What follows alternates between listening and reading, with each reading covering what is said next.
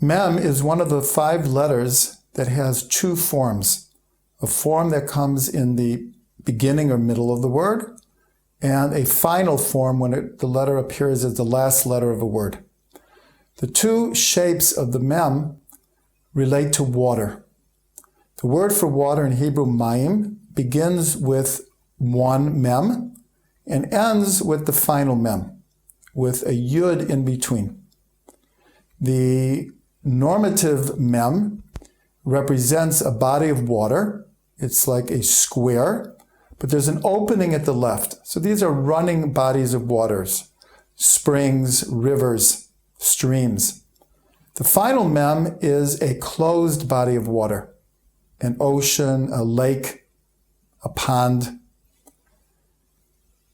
And we can see in the word MEM itself, it's very beautiful, that it's made up of the 2 forms of the letter MEM, and a Yud, which is like a drop, the individual drops of water in the body of water. We all know that life is impossible without water. Water gives life. We can go weeks, maybe months without eating, but we can't go without drinking. And we also know that anywhere from 70-80% of the Earth's surface is covered by water, and the human body is made up of water. So all of these connotations connect water to life. In the Talmud, there's an expression, Ein mayim ela Torah. There's no water other than Torah. And what they meant to say was that every mention of water in the Torah is an allusion to Torah itself. Just like water gives life, Torah gives life. There's a verse that says, Nachal novea mikor chachma, a stream that is flowing from the source of wisdom. And we're told that, Kabbalistically, that the Torah comes out of the place called wisdom, chachma, flows out like a river.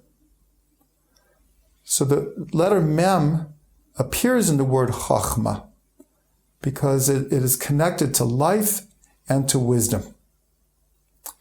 The Mem is the 13th letter of the Hebrew letters. 13 spells the word ahava, love. And this is connected to how many poets relate to love as flowing like water. There's an aspect of water that reminds us of love.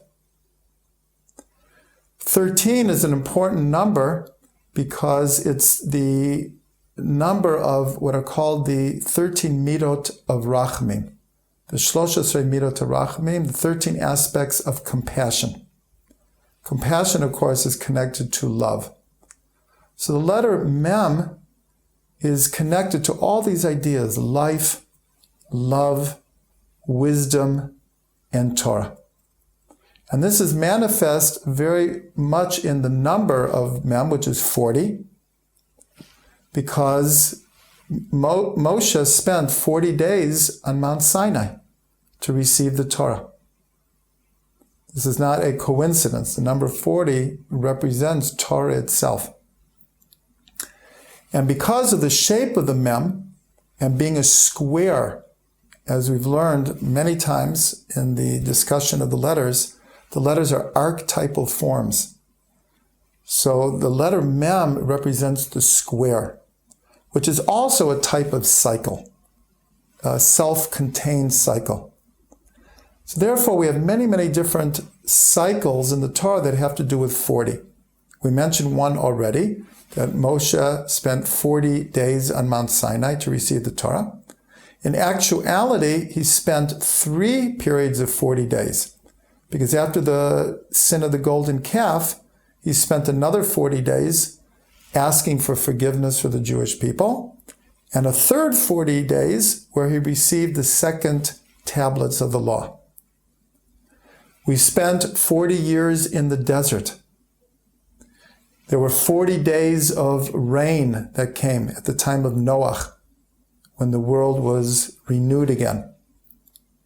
And a very, very important connection is that we talk about the 9 months of pregnancy, but it's really 9 full months, which are 40 weeks. The Talmud talks about 40 weeks of pregnancy. And what is the environment that the fetus is in the womb? Water. So in all of these connections, we see that the MEM is a letter of life, a letter of birth and of cycle, of connecting to wisdom. So an appropriate meditation would be to envision a body of water, whether a stream or a river or a spring, and to, in a sense, feel it encompassing one's body and one's soul, and how that can connect us to the wisdom of the Torah and the wisdom of God.